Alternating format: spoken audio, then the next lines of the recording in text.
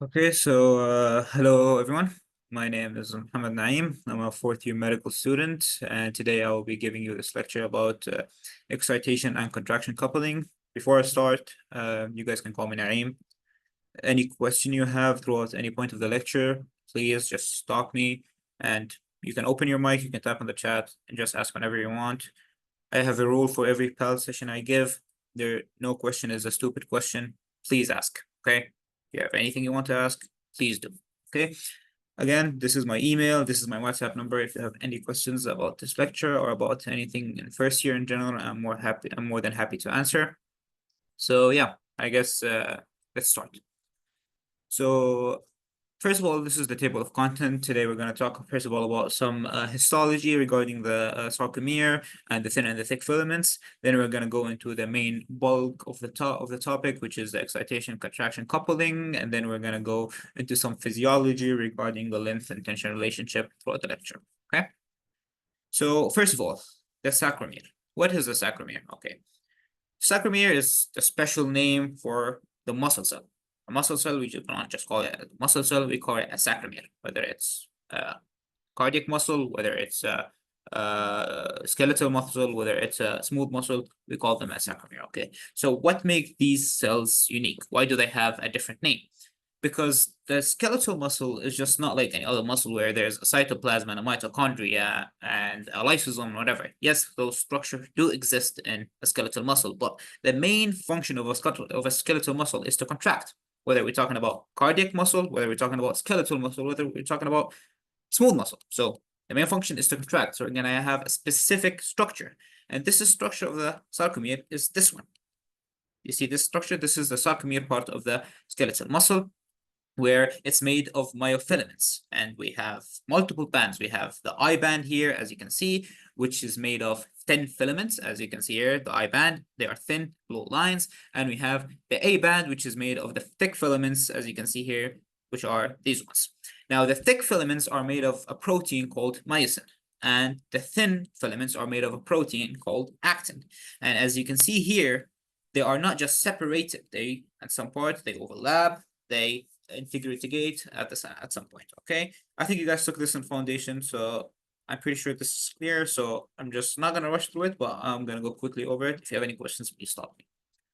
Okay, now we have this structure called the Z line or the Z disc, and it is this Z structure from the name. It's called Z line because it looks like a Z. See, it's a zigzag. So they're here where the actin filament, as you can see here, I mean the actin filaments, these ones, the blue ones, are attached to it. So Z-link, we have the Z line or the Z disc, we have the actin filaments attaching to it, and then we have the M line where the thick filament, aka the myosin filaments, are attaching to it, as you can see here in the middle line, and they both form. So the actin and the myosin, aka the thin filament and the thick filament, they both form a hexagonal arrangement. So we have six myosins surrounding an actin, and around the myosin we have six actin molecules surrounding it, so they can form a hexagonal arrangement. Is everything clear to now? Are these simple? Well, I have a question. yeah, go on. They're attached to what exactly? Are we here, like in the sarcomere? They're attached to each other, you mean? What specifically is attached to what? The Z disc and the M line, they're attached to Okay, the so filaments themselves. the Z disc is a molecule. You see the Z disc? It's like a line. You see this Yes. here? This is the Z disc. It's a line. And Yeah. to the Z disc, we have the actin filaments attached to it. So the Z disc acts as an anchor for the thin filaments. Okay. Okay? And the M line is the anchor for the thick filaments. So the thick filaments are attached to the M line, and the actin filaments are attached to the Z line.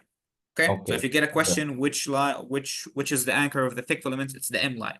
Or where are the I bands attached to? They are attached, or not the I bands, what the thin filaments are attached to, they are attached to the Z line. Does that make sense now? Yes, thank you. Okay. Any other questions? Okay. Yes, this means a no. But so let's start talking about the thin and the thick filaments specifically. Okay. So starting with the thin filament. So I said the thin filaments is made of actin. So what is actin? As you can see, it's a double rope-like structure. So this is the thin filament. Okay, let me just, how do I get a pointer? I forgot. Let me just, yeah. Okay, so as you can see here, this is the thin filament. See, thin line, the blue one. When we look into it more, into its specific structure, we're gonna see that it's a double rope. See, this is the first rope and this is the second rope. There are two ropes around each other, okay? And each rope is made of three main molecules.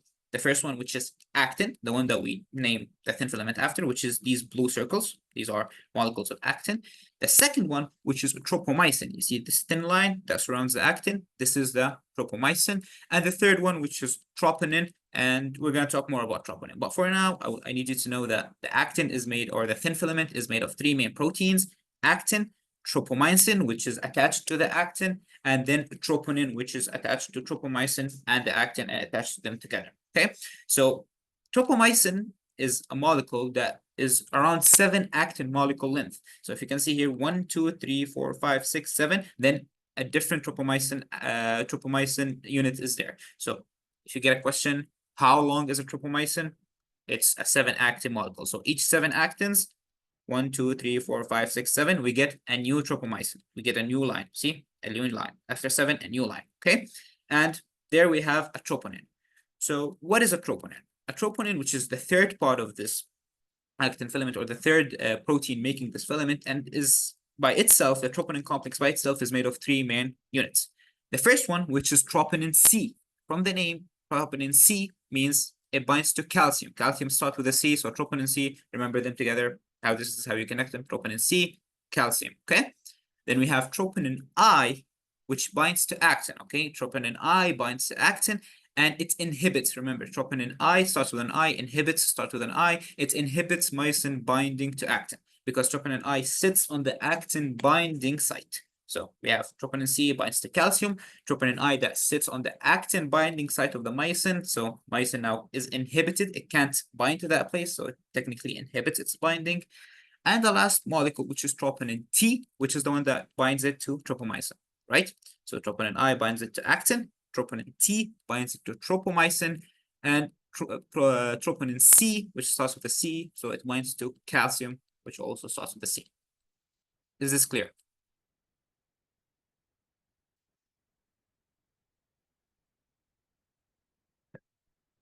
Yes, this means a yes. But now let's talk about the thick filament. So the thick filament is made of a molecule that I mentioned before, which is called myosin. Now myosin, again, you see these two ropes, they are around each other, and it has a tail, which is this one, and a head, which is this one. You can see the head here, this is the head, and these are the tails of the myosin. Okay, now the head of the myosin is very unique because it is where ATP hydrolysis happens. Now, I'm not sure if you guys took this in foundation, but you probably did. ATP is the main source of energy in the body. And for muscle contractions to happen, for a muscle contraction to happen, we need energy, right? So we need ATP. And the way that we get energy from ATP is by hydrolyzing ATP to ADP. So what molecule does that? It's the head of the myosin. The head of the myosin has the specific unit where ATP is hydrolyzed to ADP, which produces energy to allow for the contraction to happen. Is this clear?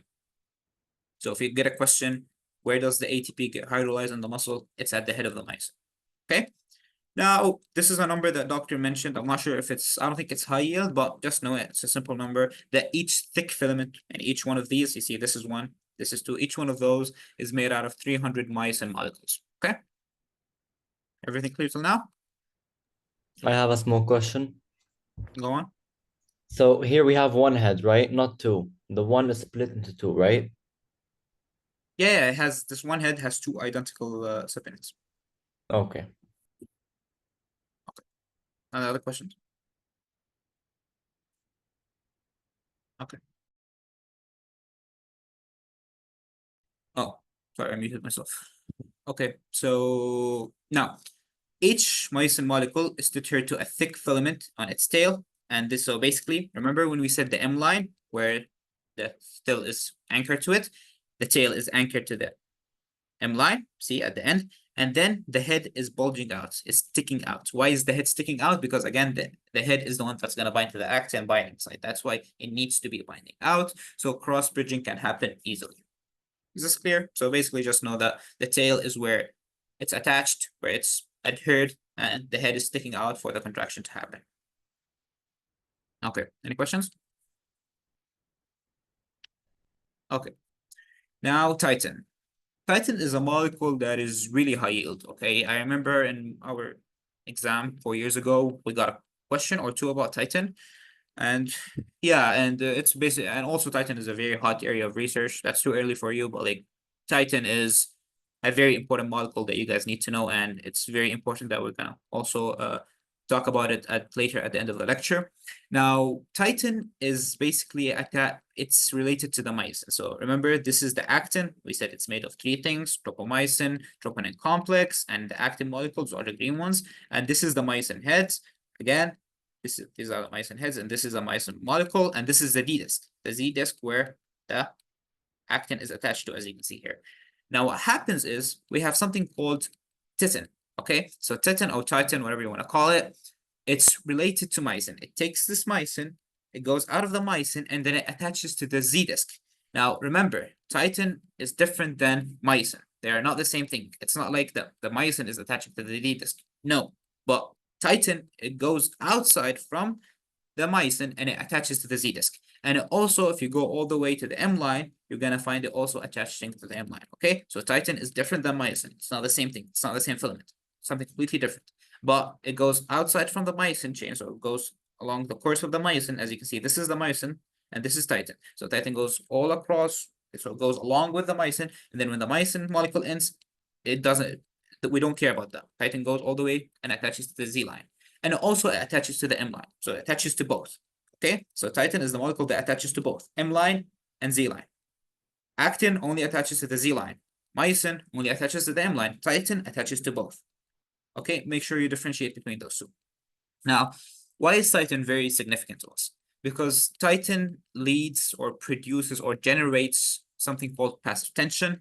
I am not going to talk about it now, but just remember that titan is coiled. As you can see here, it's like a spring. It's coiled. This is another 3D molecule, not a 3D structure, so you can see the coiling, but just imagine as if it's coiled right here. So remember, a spring, when you basically stretch a spring, it causes tension. Same here. It generates passive tension inside the muscle. We're going to talk about that later. Okay. That brings us to our first checkpoint. Do you have any question regarding what we talked about till now? I know it's all histology, mostly memorization, but any questions? Okay, no questions. I have a question for you. Okay. Which of the following statement about myofilaments is correct? The A band contains only thin filaments. Thick filaments are composed of actin. The I band contains the thin filaments. Both thick and thin filament do not overlap. So what's the answer? What do you guys think?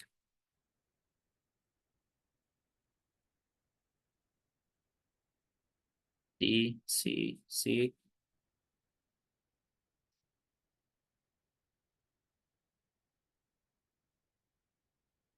Any more answers? Okay. C. Okay. So the answer is C, which is the I band contain the thin filament. Now, let me just, because someone said D, let me just go back and show you why it's not D. Okay. Remember here, where I said both these filaments integrate and overlap. And where does this happen? Here. As you can see, they are overlapping. This is the thick filament, and this is the thin filament. See? And they are overlapping. They're not separated. No, they do overlap, as mentioned here. Okay? I hope this is clear. Is it clear now why it's not D?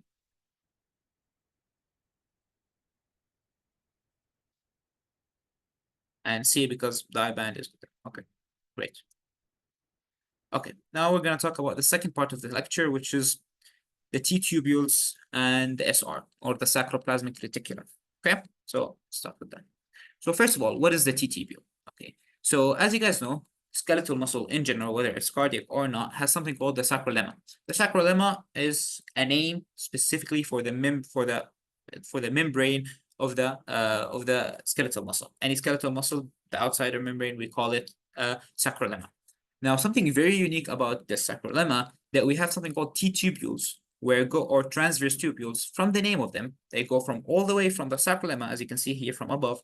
They go all the way and they do invaginations. So they create an invagination that goes all the way above the Z disc lines that we just talked about, through inside the muscle. So they go deep inside the muscle. As you can see, they go deep inside the muscle. So because as you know, a muscle is made into bands, right? The muscle is bands of myosin and fibers that we just talked about. So we need something going deep inside those muscles. So all these muscles can get access to ions, can get access to extracellular fluid.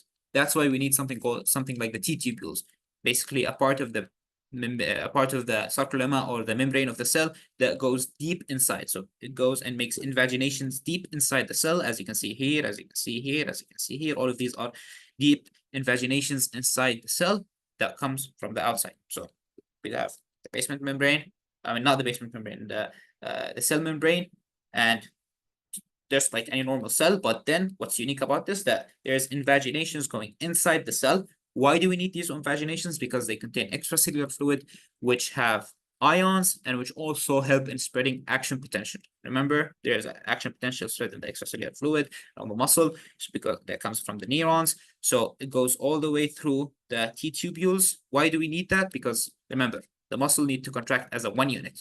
Imagine if each fiber of your biceps contracted alone, you would never be able to move your biceps, right? Your hand is going to be staying like this because each one is moving alone. But when the muscle all contracts together, this happens because we have T-tubules that spread action potential throughout the whole muscle equally. Is this clear? Why do we need T-tubules? So for the ions to reach the whole muscle and for action potential to be spread equally throughout the whole muscle. Okay? Is this clear? Is T-tubules clear? Why do we need them?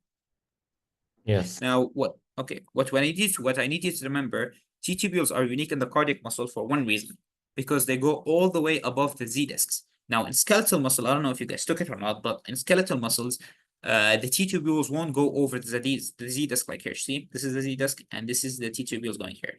Now, in skeletal muscles, they would go above the I and the A band. So this is the I band, this is the A band. They would go between it. This is what happens in skeletal muscle, and this is one very unique difference. Let's go back. So we have in cardiac muscle, the T-tubule would come here above the Z line, but in skeletal muscle, it would go here. See, between the I and the A band, it will be here. On the other hand, in cardiac muscle, again, above the Z disc. I hope that's clear. I hope this difference is clear.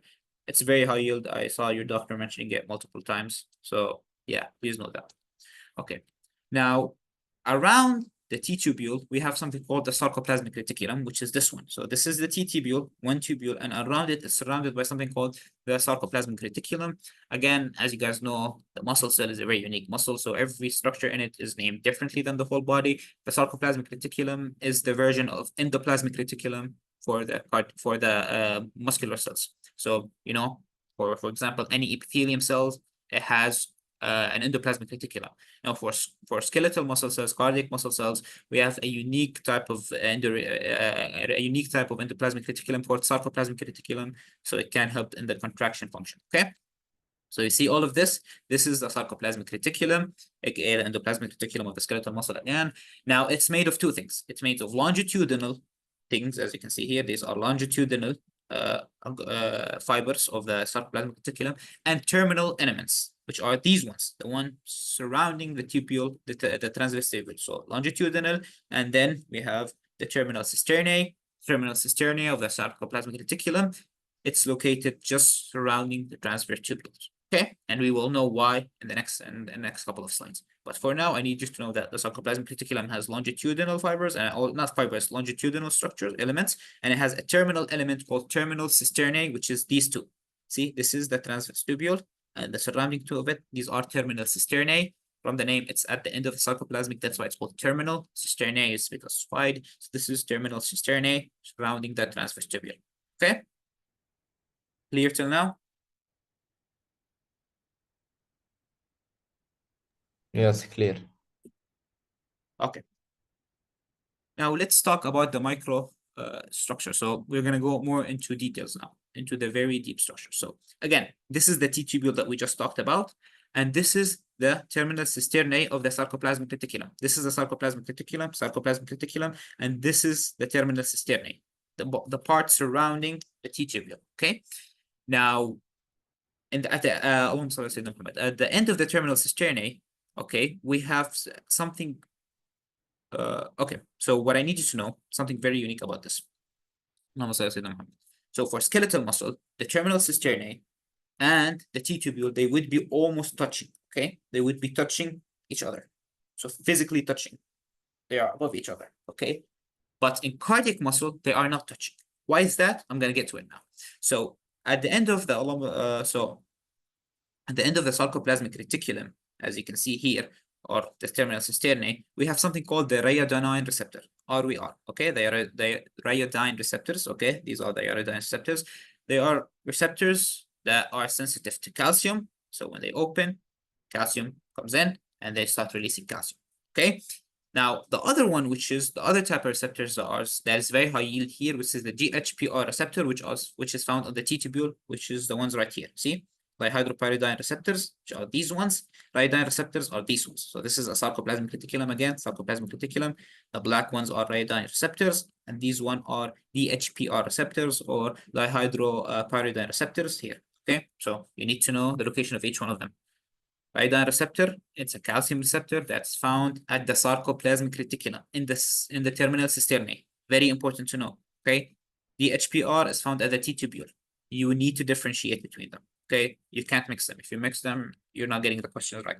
Okay, both of them are calcium type channels, but one of them is calcium sensitive. So when it senses calcium, it releases calcium, which is the iodine one. The other one is L-type calcium channel, which I'm pretty sure you took that on foundation, which is the one found at the T-tubule, which is the dihydropyridine receptors.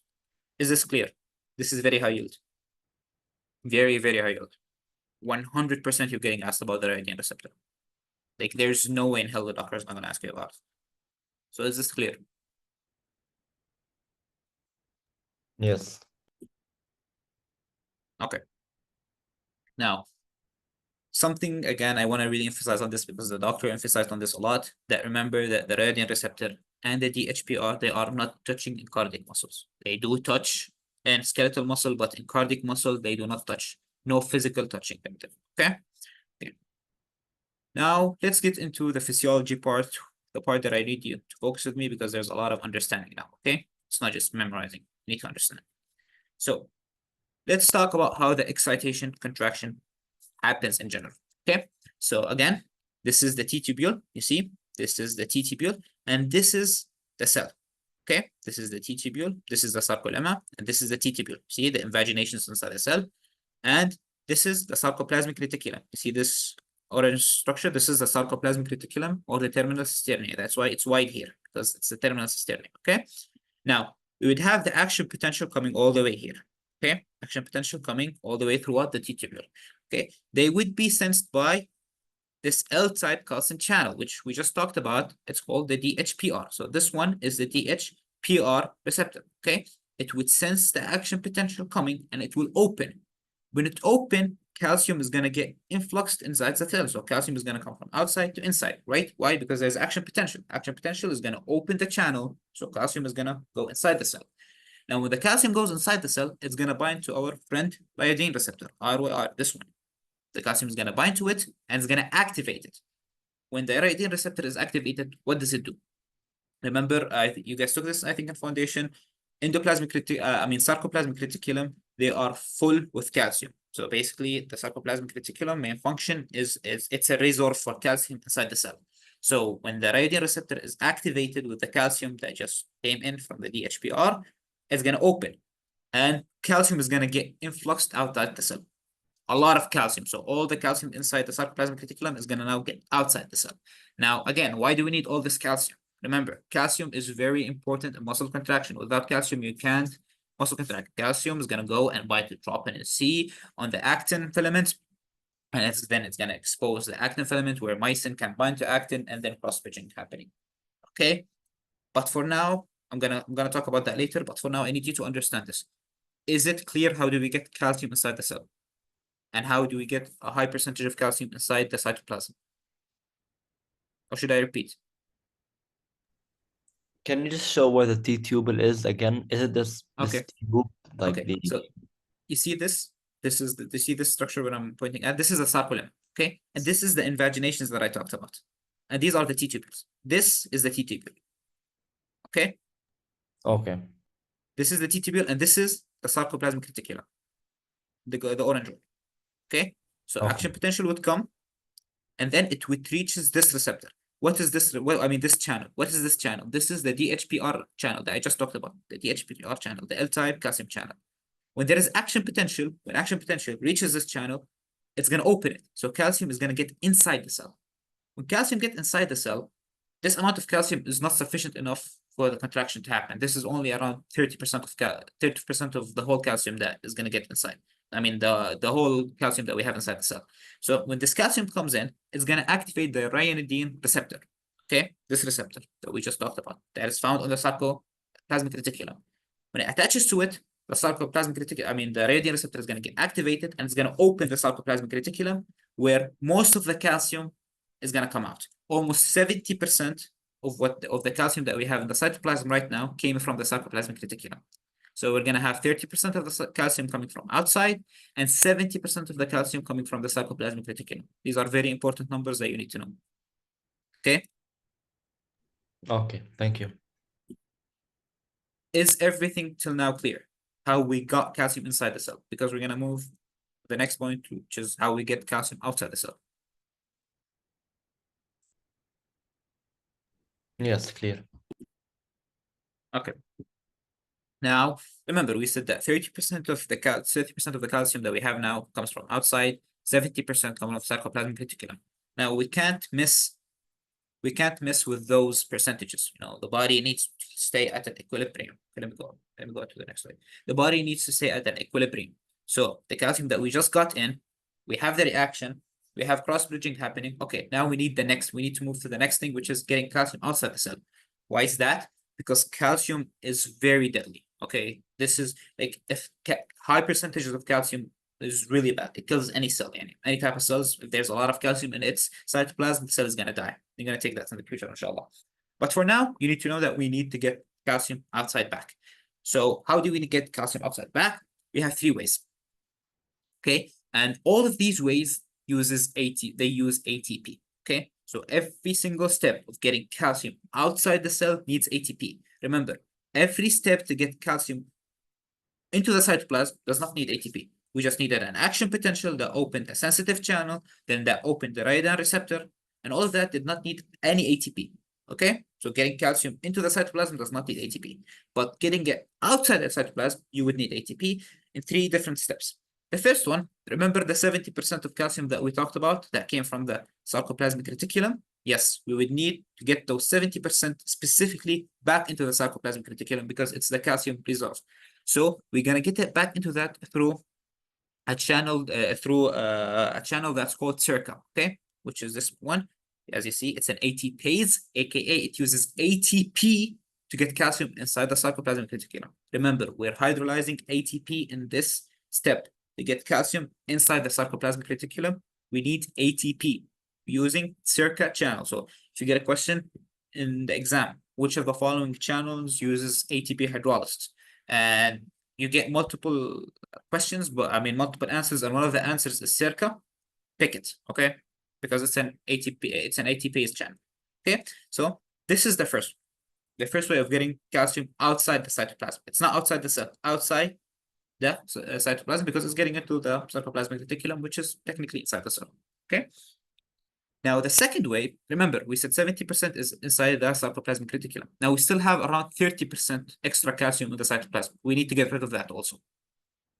Now the first 28% of the 30% that is left, so we have 30%, 28% of that, or not 28% of the whole thing, is gonna get out through this channel. You see this channel? It's an Na calcium exchanger. Did you guys take what exchangers are in foundation? I think you did. Yes. I'm pretty sure you did. Okay, good. Now, this one appears to us, as you can see here, it does not use ATP, right? Because there's no ATP on it. So if you want to say it does not use ATP, you're not technically right, but you're not technically wrong at the same time. Why is that? Because yes, you're gonna use Na, which is, as you guys know, Na outside the cell is more than inside the cell. So Na wants to get inside the cell badly, right? Now, so we can use this gradient to move Na inside the cell and use this energy to get calcium outside the cell, okay? We did not use any ATP till now. Okay, so how did I tell you that every single step needs ATP? Now you're gonna see. Imagine if muscle contraction is happening, okay, we get calcium outside the cell and 3 Na inside the cell. Again, it happens, again, it happens, again, it happens. Let's say we did this reaction 100 times, okay? Now, the gradient of Na is gonna be different, it's gonna different now, right? Because all the Na from outside is coming inside because we're pushing calcium outside through the exchanger, right? Now we won't have enough gradient. Now the gradient is going to switch and we're going to have Na more inside the cell, right? If this reaction happened multiple times and we're not doing anything about it. So technically now we can't move Na inside the cell because it's more inside the cell and the osmotic gradient wants to push Na outside the cell, right? So we're going to have a lot of Na inside the cell and we cannot take calcium outside the cell because there's no gradient. Is this clear? You guys get what I mean? Yes. So calcium, we have the 30%, we want to get it outside. We get it outside by making Na coming inside, because Na really wants to get inside. So we use that to make calcium getting outside. But at some point, if we keep doing this reaction multiple times and Na keeps getting inside the cell, there's going to be osmotic balance. So Na does not want to get inside the cell anymore. So we can't use that gradient to take calcium out. The cell is going to die because let's say, alhamdulillah, Allah knows better, and he gave us this amazing channel which is called Na potassium ATPase changer. You guys probably took it by now. What it does basically, this one burns ATP to take Na. You see the 3 Na that we just got in? Yes, the body uses ATP to get this Na outside the cell, and it gets 2 potassium inside the cell. Why do we need this? To keep the gradient. Because if we just keep getting inside again, Na inside the cell hundreds of times, then Na is going to be depleted from outside and we won't have it anymore. Like there will be no more ATP to get inside. I mean, there will be no more Na to get inside the cell. Okay. So that's why we need this exchanger to get Na outside the cell so we can use it again. So basically the body is tricking itself. Na comes in, we use ATP to get Na out. And Na comes in, ATP to get out. All of this just to get rid of calcium. Okay. So Na calcium exchanger does not use ATP, yes, but if you want to keep it functioning, you need this ATPase pump. So technically you are using ATP in one way or another. Is this clear? Yes, so we're using ATP indirectly, right? Exactly, yes. The exchanger itself does not use ATP, but you need ATP to keep the gradient. Okay. Now, the third way that we use ATP, okay, so we said this is 70% and this is 28%. We still have 2%, right? Which is this ATPase. You see this ATPase pump? It basically use ATP to get those 2% of the calcium outside the cell. That's it grabs the calcium and kicks it outside the cell. This is the last 2%. Okay. And by this, we have cleared the cytoplasm for the next contraction to happen. Now, next contraction happen, action potential. Calcium opens this channel, then goes to the radiant receptor. Calcium get influxed at 70%. 30% come from these channels. Contraction happens. We use ATP again to get calcium outside the cell in the 3 ways that we just discussed. And again, another contraction. We take out calcium, contraction, calcium in, calcium out, calcium in, contraction, calcium out. This is how the body works. This is how our heart works. Okay? Is this clear? Yes. Okay, now the difference between this, everything that I talked about right now is about cardiac muscle. The only difference between this and the skeletal muscle, which the doctor really wants you to know, is that, let me see, where's the slide? Yeah, this is how it looks in a skeletal muscle. You see the DHP receptor that I just talked about and the radiant receptor. DHP receptor, he does not allow, basically it's not a calcium channel anymore. It's physically attached to the radiant receptor, and once it gets activated, it moves it physically. Okay, it's not a calcium molecule. Here, calcium influx opens the radiant receptor. Here, it opens physically. So this is the skeletal muscle, and this is the cardiac muscle. The doctor really emphasized on this point, and I'm not gonna lie to you, I think he's gonna ask you about it. Like he said it 10 times in the recording, so it would be really unfortunate if he doesn't ask about it. So yeah, know this, okay? Skeletal muscle, it's physical attachment.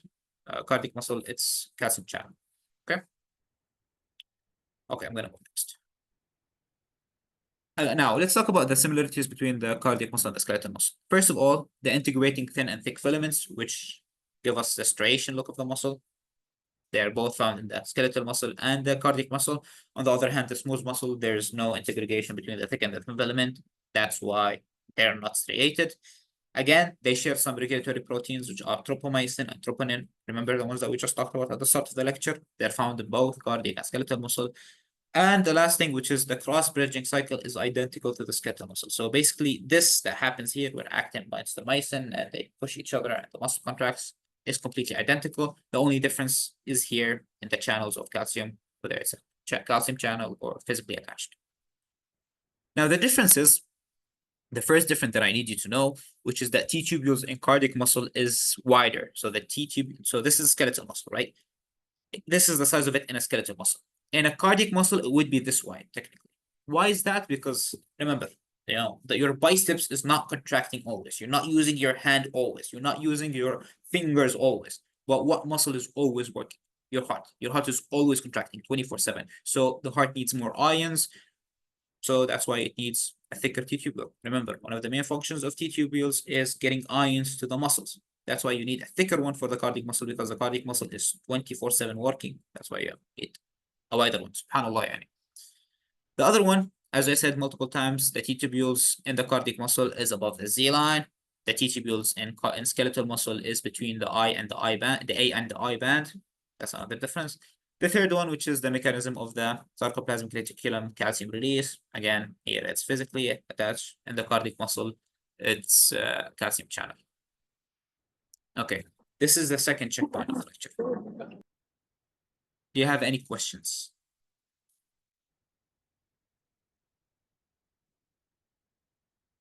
No? No. Okay, guess that's enough. Yeah, I have a question for you. Okay. So, which of the following best describes the L-type calcium channel, DHPR, in cardiac muscle contraction? A, they are physically connected to the radian receptor, which directly initiate the release of calcium from the sarcoplasmic reticulum. B, okay, there should be a T here. I don't know where the T went, but yeah. They allow a small amount of calcium to enter the cell, which binds to the radian receptor and further releases the calcium from the SR. C, they are the solely purpose of the calcium to reuptake into their solely purpose is calcium reuptake. D, they only release calcium from the extracellular stores without contributing to the activity of the radines. Okay, everyone's saying B. Okay, nice. Alhamdulillah, because our understanding. Yes, it is B. Okay, good. Okay, does anyone have any question with anything different regarding this?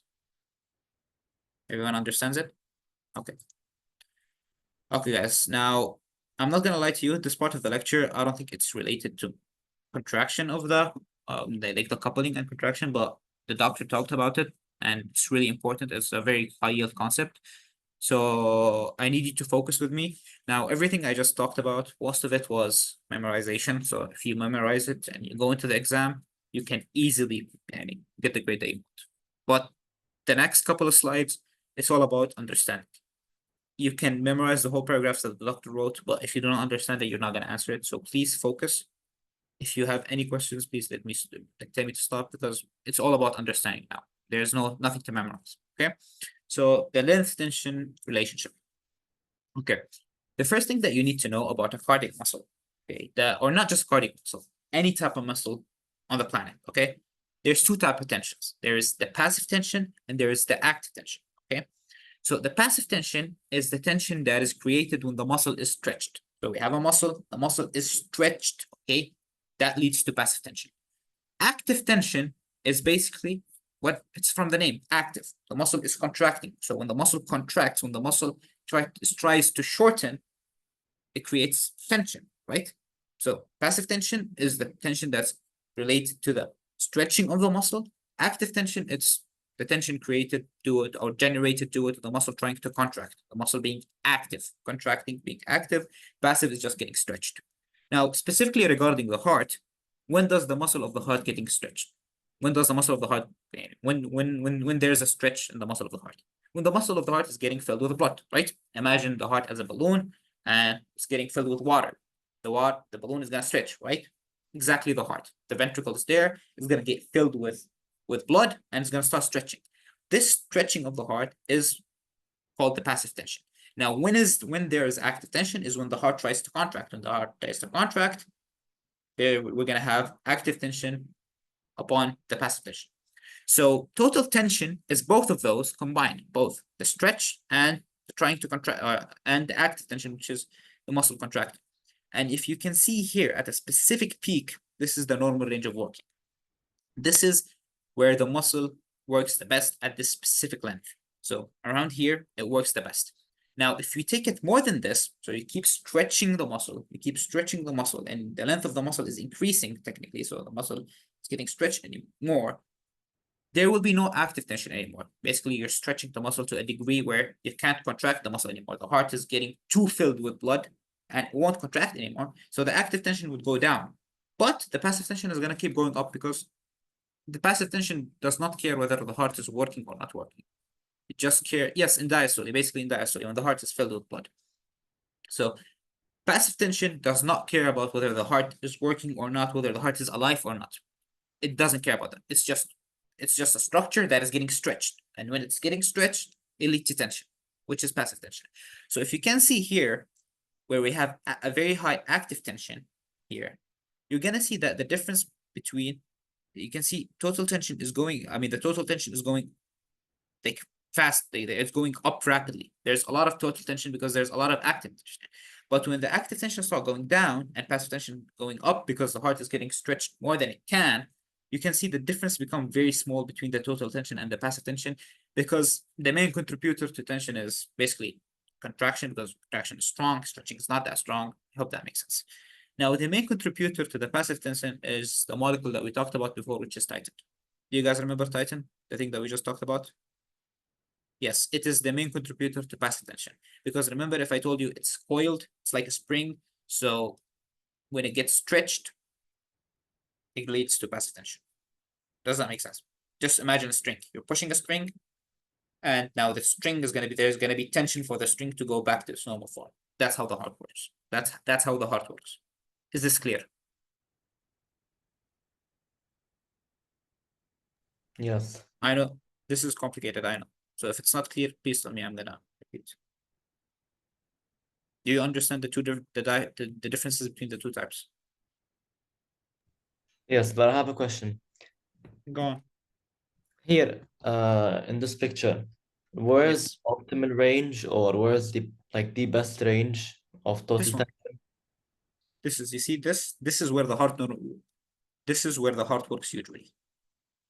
And the If you region go of up, purple and blue, so the passive and active tension overlapping. what do you mean overlapping?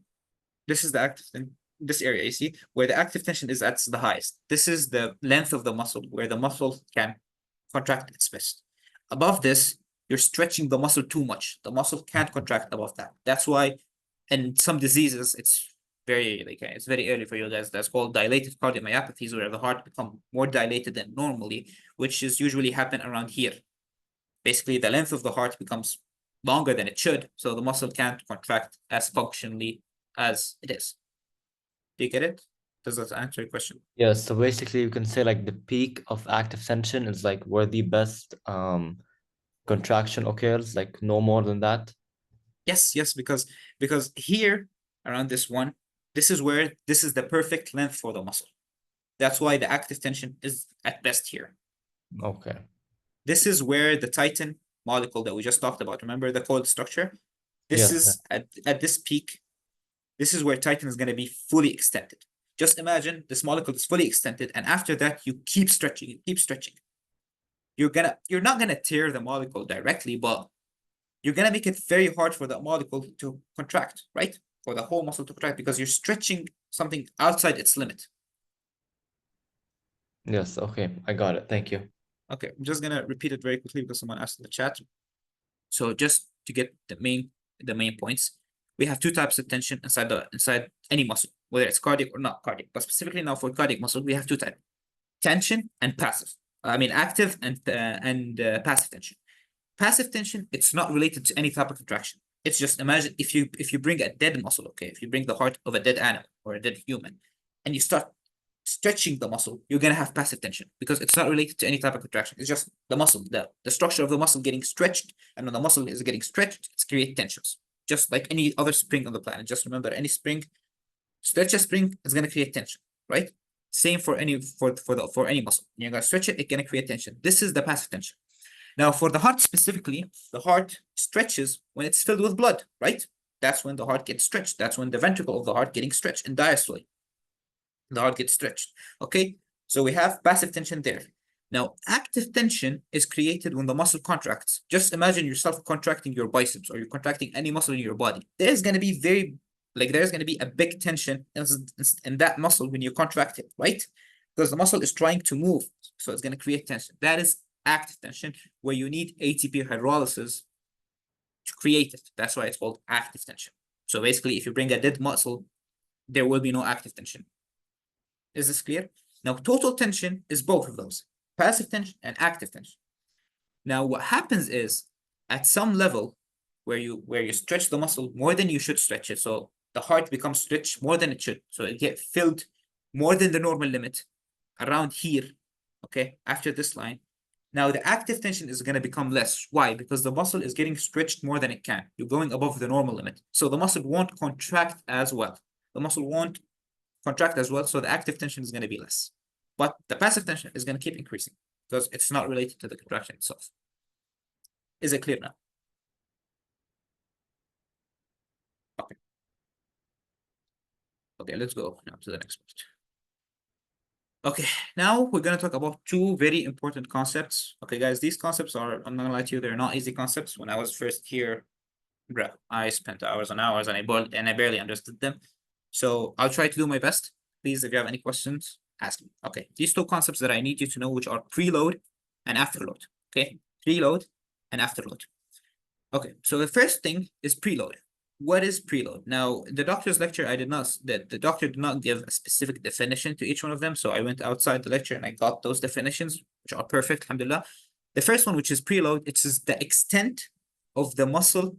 It's the extent to which the muscle heart is getting stretched. Remember, the heart gets stretched when it's filled with blood. So the extent that the heart can reach so basically the stretch of the heart is the preload. How much the heart is stretched is how big the preload. Now, you can't like imagine if you get a patient and you want to test their preload, you're not going to take a sample of their heart. Yeah, that's not possible, right? So the only way to test the preload is by knowing the end diastolic volume. What is the end diastolic volume? It's the amount of blood inside the heart before it contracts. Is this clear? Because remember, we said that the volume inside the heart is the one that's going to lead to the stretch of the muscle. The stretch of the muscle is preload. So preload is the stretch of the muscle that it reaches when the heart is full. This is what preload is. So preload is the stretch of the muscle when the heart is full, right? But we can't measure this stretch. Like technically you can, like imagine you have a heart, you're not gonna take a muscle and start measuring it. This is not how medicine works. So what you're gonna measure is you're gonna measure the volume inside the heart, and each volume goes for a specific stretch. So you see, this is a stretch, and for each stretch there is a specific volume, C stroke volume. And this is how we measure it basically. So preload is the stretch of the muscle, and it's measured by the end diastolic volume. This is very high yield, like very, very, very high yield. You need to know this. Like, you need to know this. You're gonna get asked about it. If you don't get asked about it now, you're gonna get asked about it in board exams in the future. So you really need to know this. Is this clear? Is preload clear? Do you know what a preload now is? I have two questions, please. Yeah, go on. Okay, first question. Can we say that the preload causes the passive tension or not? Are they related in some way? Passive tension is created when the muscle is stretched, okay? A preload is another name for the extent that the muscle is stretched. So, yeah, they're different concepts, but like passive tension is created when the muscle is stretched. So technically, the higher the preload is, the higher the passive tension is, if that makes sense.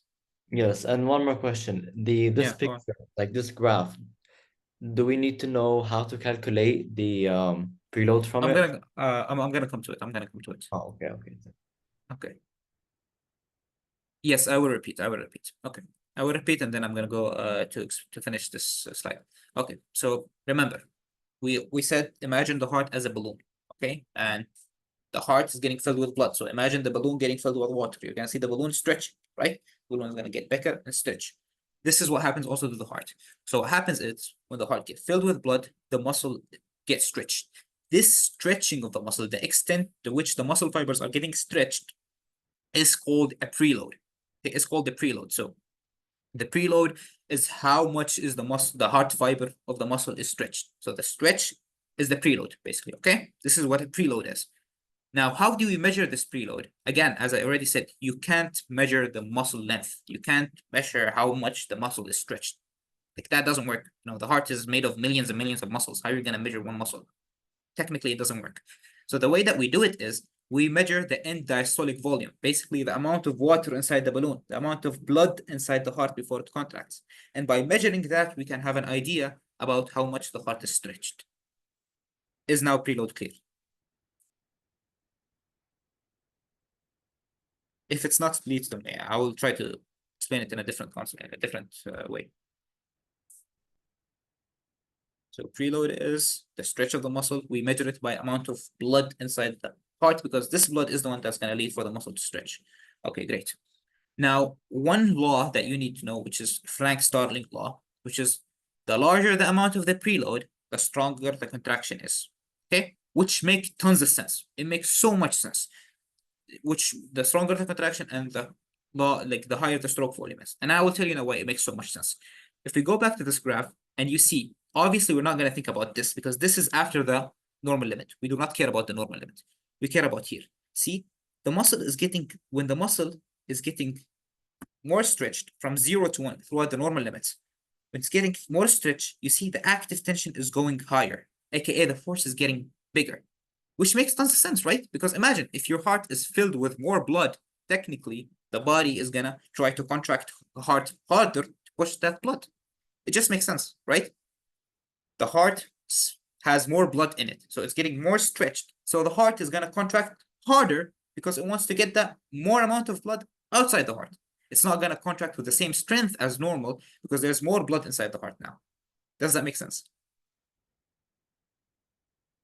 Yes. Just think of it. Like basically think of it. The heart has more blood now in it. Okay. So no, don't think of it like that. Let's say there is a heart that has 80 milliliters of blood in it, and a heart that has 100 milliliters of blood inside it. Okay. And both are inside the normal limit. So the heart can deal with both amount of those volumes. Which heart will contract harder? Obviously, the heart that has more blood in it because it needs to move more blood outside, right? That's why it's going to produce stronger contraction and a stronger force. And if you see here, the higher, like basically the bigger the stretch inside the normal levels, you see, till here there's a normal level, and then you can see it's still going down. But till now, till we are in the normal levels, the more the stretch, the higher it gets. Basically, the more volume is inside the heart, the higher the force, aka the higher the stroke volume. You guys know what stroke volume is, right? It's the amount of blood that get ejected from the blood. Is it clear? Yes.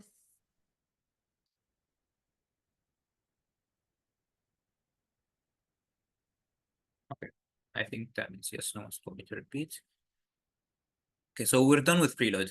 I hope preload was clear. I can go at the end back to it if you guys didn't understand. Okay, now let's talk about afterload. Afterload, tamam. So we talked about preload is the stretch of the muscle. Afterload is the lift. It's basically what you need to go through. Yani, and I'm gonna give you an example right now about the skeletal muscle. But it's the amount, it's basically the lift that the hearts need to do. It's what you want to go through. Okay. So let's say you see this guy right here. There is this weight. He wants to do a deadlift.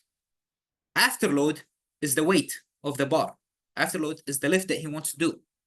Does that make sense? So what is afterload? Afterload is what you want to move, what you like, basically the thing that you want to change. So basically for the heart, it would be the pressure inside the aortic valve, right? Because aorta, we need to overcome that pressure to eject the blood. So basically, afterload is the lift. It's what's the heart trying to lift. That is what afterload is. So if you go to the gym and you're trying to lift some weight, afterload is the weight. It is what you're trying to lift. Does this make sense? Yes. So you have to overcome this weight. Exactly. And it seems for the heart. It's exactly the same for the heart. It's the pressure inside the aorta.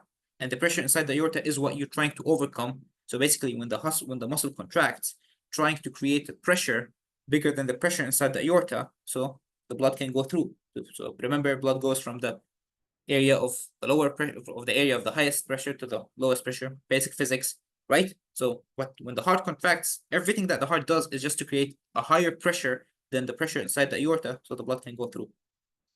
Okay, so an afterload is the lift.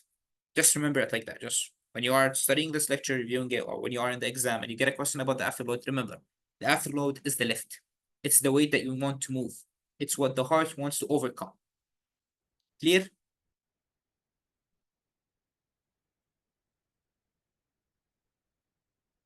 Okay, I hope it's clear. Now, I'm not gonna lie to you. When I was preparing for the lecture, I saw that the doctor said that afterload is measured by the aortic diastolic pressure, and I don't think that's true. That didn't make any sense to me. I'm pretty sure the doctor knows better, yani, but I think that's not true. And I went to multiple resources, first aid, AMBOS. I don't know if you guys heard of those.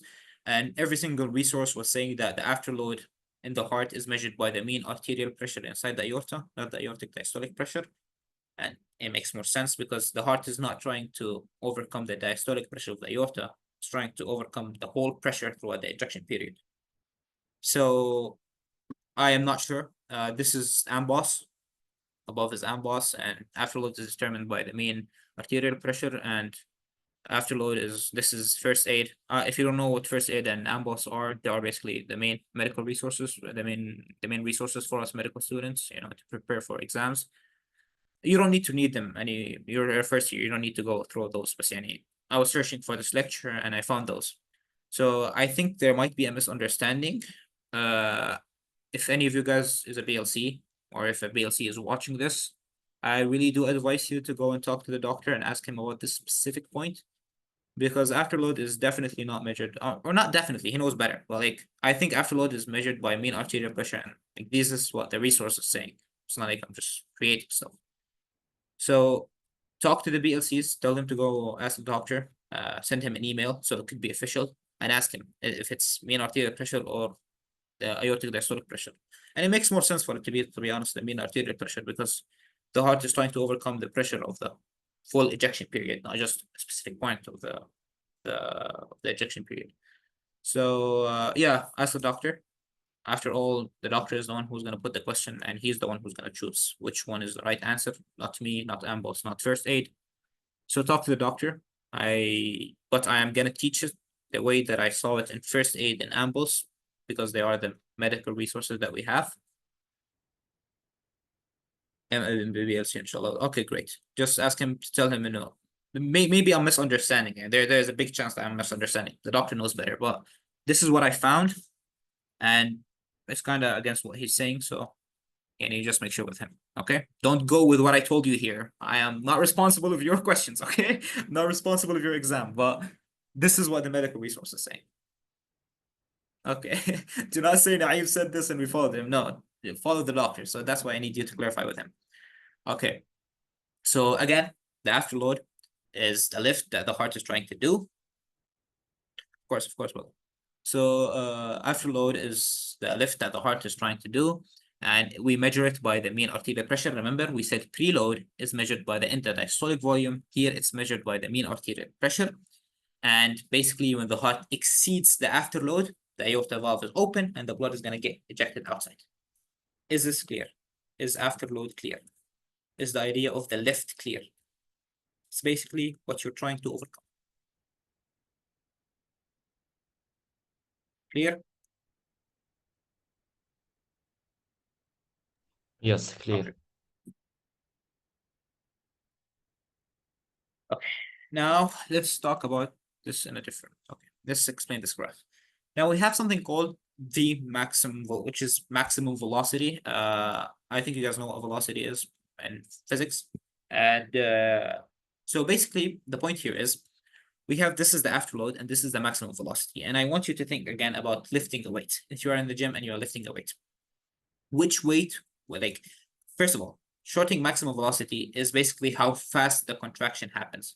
how fast the muscle can contract fully, how fast can it reach the short, like, you know, when the muscle contracts, it shortens, right? This is a muscle, when it contracts, it shortens. So maximum shortening velocity is basically how fast does the muscle shorten. This is what maximum shortening velocity is. So by pure logic, if the afterload is 0, then the muscle is going to contract the fastest. Just imagine you are at the gym. Which weight are you gonna lift faster? This one or this one? Obviously, the one that has no weight on it, right? Because there is no, this is the afterload here is way less than the afterload here. The lift here is way less than the lift here. So when the lift is very little, the muscles can contract easily. But imagine if you're at the gym and you're trying to lift this. Yeah, this will take you some time, right? Even if you, I mean, if you can lift it, you won't just lift it all above the ground. It's gonna take you a couple of seconds to lift the bar. But here, if you just want to lift it, you're gonna do it fastly. Does that make sense? So the higher the afterload is, the more time it takes for the muscle to fully contract, aka the lower the shortening velocity is. Is this clear? Yes. So when we're gonna apply it to the heart, if we say that the aortic pressure in the heart is 120, these are theoretical numbers, by the way. If we say one heart, we have the pressure in the aorta is 10. Okay. Of course, there's no human alive that has a 10 pressure in the aorta. If that's your pressure, you're dead, basically. But theoretically, let's say that the aorta pressure is 10 in one heart. And the other heart has the aortic pressure of 200. Okay. Which heart is going to contract faster? Or which heart is going to eject the blood faster? Which heart is going to open the valve faster? Going to overcome the afterload faster? The one that has the 10, right? Because the afterload or the lift is lower. So the maximum shortening velocity is going to be higher. Does this make sense? I know it's kind of confusing, but I gave you the gym example to make sure that it makes sense. Do you want me to repeat? I know you guys are probably tired by now, but don't worry, we're at the end of the lecture. We have one more slide after this. All clear? Okay. If it's okay, then I'm gonna move. But again, just know this: the bigger the afterload is, the lower the shortening velocity is. Okay, this is the last slide. So basically, this was for skeletal muscle. As I said here, if the afterload is increased, we're gonna have more force, but the shortening velocity is gonna be lower. It's gonna take you more time to lift the weight. It's gonna take the heart more time to fully contract, to fully shorten for the blood to go out. Now, what happens if we increase the preload? Remember what preload is? Yes, preload is the stretch of the muscle. We just talked about it. And if you remember, according to Frank Starling law, the bigger the preload is, the stronger the force is. So if we apply it here, if we add the preload, which is found in the heart here, this is the afterload, right? If we add preload and we start increasing the preload, what will happen? The muscle is getting stretched a little bit more inside the normal limit. Remember, it's getting stretched inside the normal limit. What will happen to the muscle of the heart? The muscle of the heart is going to contract how? Harder, right? The muscle of the heart is going to contract harder, which means that the afterload, which means that the shortening velocity is going to become higher. The velocity is going to become higher. Basically, it's going to take less time for the muscle to fully contract, which means it's going to push the diagram here. So let's say, for example, here is the number 1, okay? And this is the normal value, okay? Or this is the normal value, okay? At the afterload 1, okay? This is how here it is, okay? Now, if we increase the preload at 1 afterload, as you can see, the shortening velocity becomes higher, aka the muscle is taking less time to fully contract because the velocity of the contraction is higher. But if you go and decrease the preload, as you can see, the shortening velocity is less, aka it's taking more time for the muscle to fully contract. Why is that? Because increasing the preload increases the force. When the preload is increased, the muscle force is higher.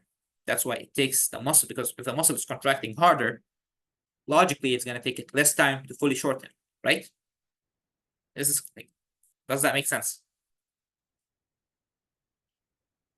I know I combined them all together, but this is how it is. So does it make sense now? Why does increasing the preload decreases the shortened velocity? Yeah. Not decreases, I mean increases the shortened velocity. Yes, all clear. Any questions? Okay, we reached the last checkpoint. We're basically done with any learning material. So any questions? Can I repeat this one more time on Okay. the graph, please? Okay. So this is the afterload, okay? The normal afterload that we just talked about here, right? And remember, we said the higher the afterload, technically, the higher the lift, the more time is going to take the muscle to fully contract. So the shortening velocity is going to be lower, right? This is the normal afterload. Now, if you remember what we said at preload, which is the stretch of the muscle, the more the muscle is stretched or the higher the preload is, the higher the force is, Mhm. right? So just imagine now you have, let's say this is 100, okay? This point is 100 of the afterload here is 100 kilogram, okay? Or not 100 kilogram, 100 milligram, 100 milli of blood is here, okay? Or the 100, sorry, the pressure in the aorta here is 100, okay? The afterload here is 100, تمام? And we increase the preload, aka we stretch the muscle a little bit more. What will happen to the muscle? It's gonna contract harder or weaker. Harder, So it's gonna shorten faster or slower. faster. Exactly. So what happens? It goes up. See? It got pushed to the right. This is what happens when you increase the preload. See, this is the normal preload. Here you increased it. So the shortening velocity became higher because the muscle is shortening faster. Now, on the other hand, if you look here at 100 afterload, what happens at 100 afterload if the preload is decreased? So the muscle is stretched less. What will happen is that the muscle is going to contract stronger or weaker when the Weak, preload is decreased. weaker, So it's going to shorten faster or slower. slower. So, see, this is what happens. It's shortened way fast, way slower. So it'll Does that move make down, sense? right? Exactly, it moved down. And you see, we're still at the same afterload. But when it comes to shortening velocity, it changed. See, we're going at the same place in the afterload. The afterload is still the same, still 100 pressure in the aorta. But what changing is the stretch of the muscle. So here we have increased force, that's why it's gonna shorten faster. Here we have decreased preload, so the muscle is less stretched, so it's gonna produce less force, so the muscle is gonna contract slower. So it's gonna try because it's contracting with less force. So it's here. So if you get a question, you increase the preload, the graph is gonna move to the right, as you can see here. You decrease the preload, the graph is gonna move to the left. Clear?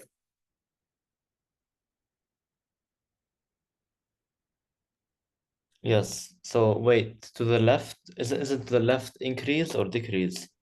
Left When you is say the decrease. left. See, it's going down. It's going down faster, so it's decrease. Ah, okay. Increase is going more. See, it's going higher. See, basically the line is going higher because the shortening velocity is higher. So Oh, increased preload, it goes to the right. Decreased preload, it goes to the left. Here, I still don't get this. Wait, when it goes down, it's a decrease, right? yes, it's a decrease in Okay, when it's preload. going down, it's a decrease. So isn't it to the right that's the decrease and to the left is the increase, or? If I go to the right, am I increase? Okay, let's say this point. Okay, let me draw. Where's the draw? So this line is the 100 line. Okay, 100 afterload. Okay, Yes. this point after 100. So this is the normal value we have. Okay, No, okay. now Yeah. now we increase the preload. What happens when we increase the preload? The force of contraction will increase Okay, so because will the muscle contract faster or slower? faster. So let's move to the left. Now it makes sense. Okay. It moves to the right. See, this is To the the right. right. Yeah, it moves faster. This is the shortening velocity. So when you go up here, Mhm. see here it's 5, for example. Here it's gonna be 10, right? Because it's higher. Yes. But if you decrease the preload at the same point, at 100, if you decrease the preload, here it's 2, for example. Does that make sense? Yes. أكيد. Yes. So basically, increase it will go to the Increase, it go right, to the right. and decrease Decrease will go to is the gonna left. go to the left. Yes. Okay. Okay. Any other questions? Okay. Let's see if you guys actually understood. Okay. Which of the following statement accurately describe the relationship between the preload, afterload, and the force velocity curve of cardiac muscle?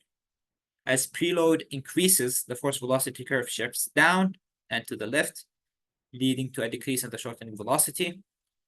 The theoretical maximum velocity of the cardiac muscle occur when afterload is extremely high, preventing the aortic valve from opening. In cardiac muscle, the force velocity relationship shifts up to the right with an increase of preload, allowing the greater shortening velocity for a given afterload. The force velocity curve of the cardiac muscle does not resemble that of the classic muscle, and the lack of ATP is involvement in a contraction velocity. So we have a C. Any other answers? Does anyone agree with him? Anyone disagrees? C, C. C. Okay. Alhamdulillah, I'm happy. Thanks God. I hope you guys really understood it because it's a very tough concept. I am not gonna lie to you. Like it's very like I can understand if you're confused. At first, when I was in first year and I was studying it, yeah, I spent nights off. So I hope I made it easier. I hope it was. Does anyone have any other answers in C? Or is it clear? I think it's clear. Everyone answered C. So we're all done. Thank you all for listening. Again, you'll find my contacts at the first slide. I think they're gonna send you this PowerPoint. This QR code if you have if there's anything you did not like about the session, anything you like. Basically, it's a feedback. Say whatever you want there. And yeah, if you have any questions regarding this lecture, any lecture in CVP, anything regarding uni, I'm more than happy to answer. Just WhatsApp me and I will be there inshallah. Okay. Thank you all for listening and yeah.